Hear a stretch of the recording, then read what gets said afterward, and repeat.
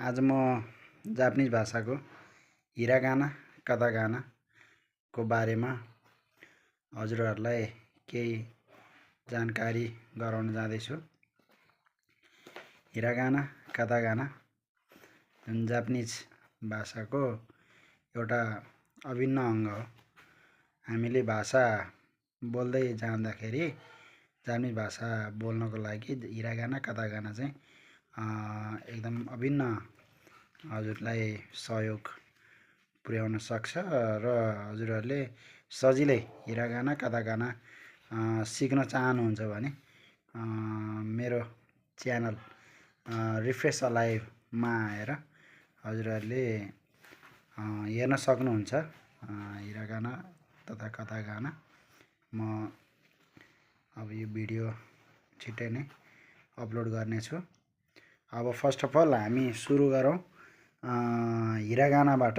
Hiragana पहिलो स्वर वर्ण र व्यञ्जन वर्णको रूपमा हामीले बुझ्न सक्छौँ। ल सुरु गरौँ है त। हिरागाना निहोङ्गो जापानिज भाषाको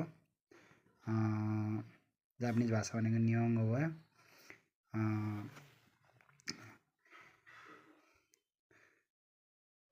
मेन्यानो निहोङ्गो जापानिज भाषा। हामी सुरु गरौँ है त हिरागानाबाट। Let's start now.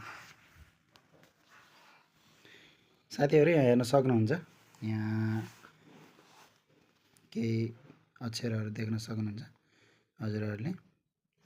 यहाँबाट हेरौँ, यसलाई हि रा गा ना हिरागाना है त।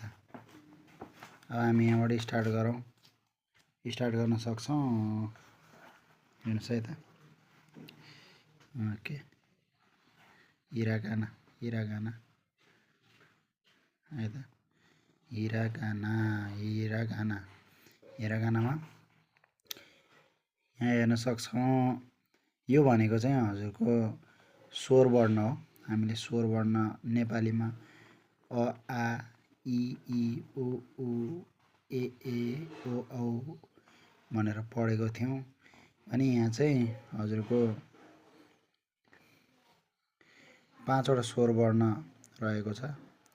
उहाँहरूको जापानिज भाषामा हिरागानामा 5 वटा स्वर वर्ण हामीले पढ्न सक्छौँ। आ